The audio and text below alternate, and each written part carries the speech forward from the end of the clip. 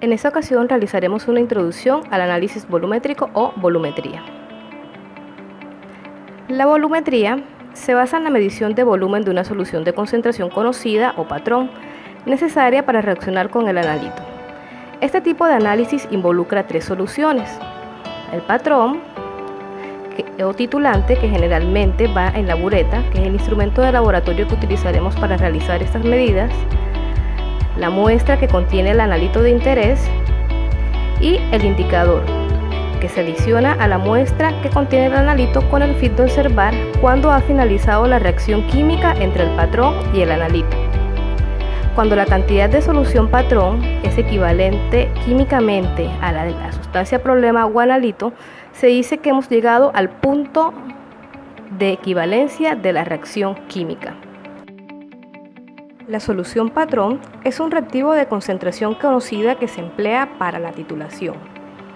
A veces, cuando realizamos este tipo de análisis, es necesario añadir un exceso de solución patrón y después valorar su exceso por retrotitulación con un segundo reactivo patrón.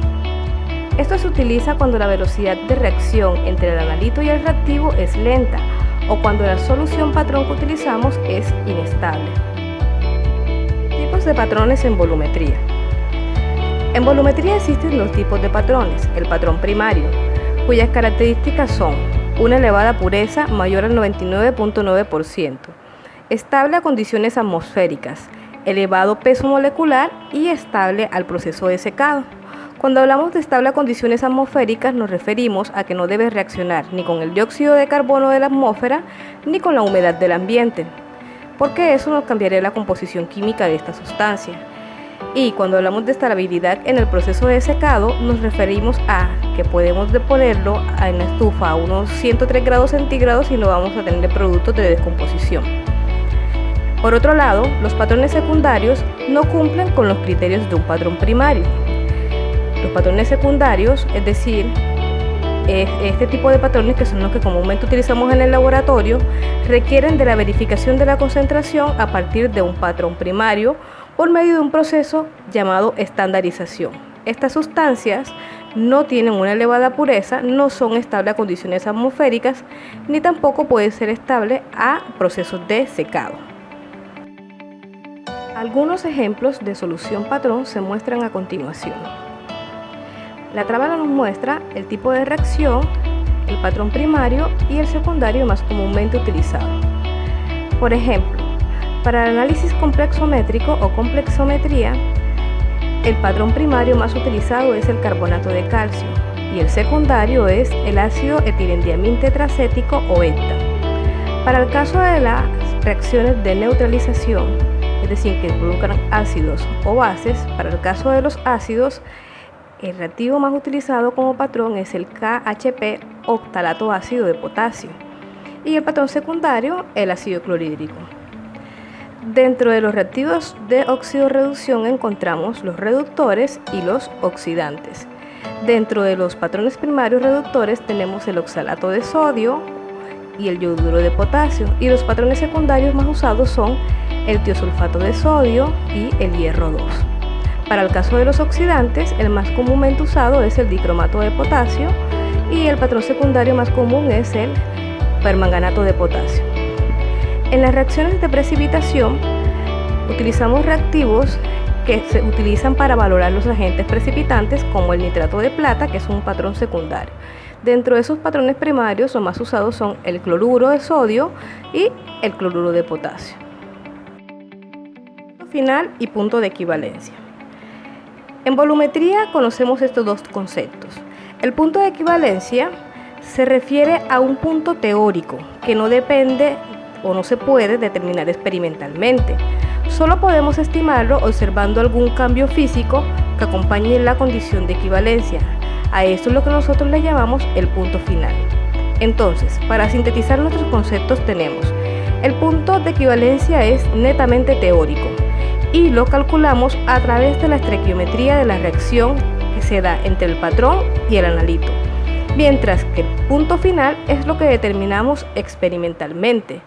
Cuando, por ejemplo, la fenolftaleína pasa de color a incoloro a fucsia al adicionar el patrón, Quiere decir que la reacción química entre el patrón y el analito ha finalizado, y a esto es a lo que le llamamos punto final de la valoración. La diferencia entre el punto de equivalencia y el punto final es lo que conocemos en química como error de valoración. Para determinar el punto final en una valoración se necesitan soluciones indicadoras, que son compuestos con una propiedad física, normalmente un cambio de color, que cambia bruscamente cerca al punto de equivalencia. Este cambio causa la desaparición del analito o la aparición de un exceso de valorante. La reacción nos muestra lo que ocurre con un indicador en solución acuosa y en medio ácido. En esta diapositiva tenemos algunos intervalos de viraje de indicadores más comúnmente utilizados en volumetría de neutralización. Este tipo de indicadores son sensibles a cambios de pH. Dentro de los más comunes tenemos la fenolftaleína, cuyo rango de viraje está entre los 8.4, donde es incolora, hasta los 10.4 aproximadamente, donde vira a roja o fucsia. Otro de los más comúnmente utilizados en el laboratorio es el rojo de metilo y el naranja de metilo.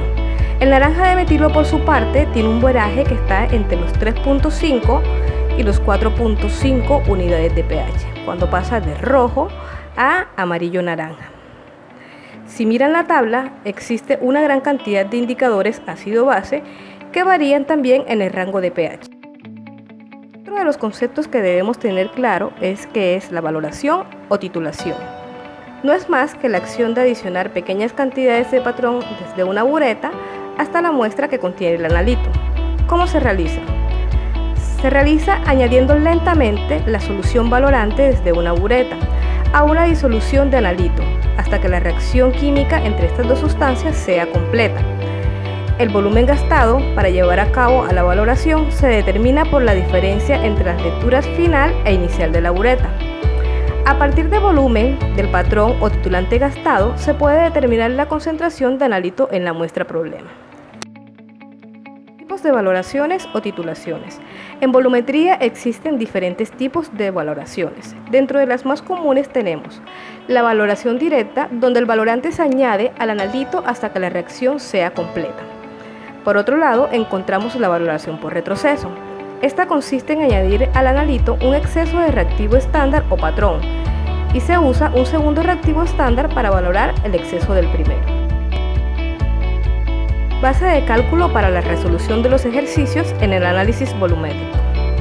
En una reacción química entre un patrón y un analito, si la concentración del titulante está dada en normalidad, podemos calcular los equivalentes del titulante, que químicamente serían iguales a los equivalentes del analito. Entonces, el volumen del patrón por la normalidad del patrón serían iguales al volumen del analito por la normalidad del analito, donde BP se refiere al volumen del patrón o titulante, NP se refiere a la normalidad del patrón o titulante, BA se refiere al volumen de la muestra que contiene el analito, y NA se refiere a la normalidad del analito. Con la expresión anterior podemos calcular el volumen que se espera teóricamente de patrón para que finalice la reacción química patrón-analito, es decir, podemos estimar el punto de equivalencia de la titulación.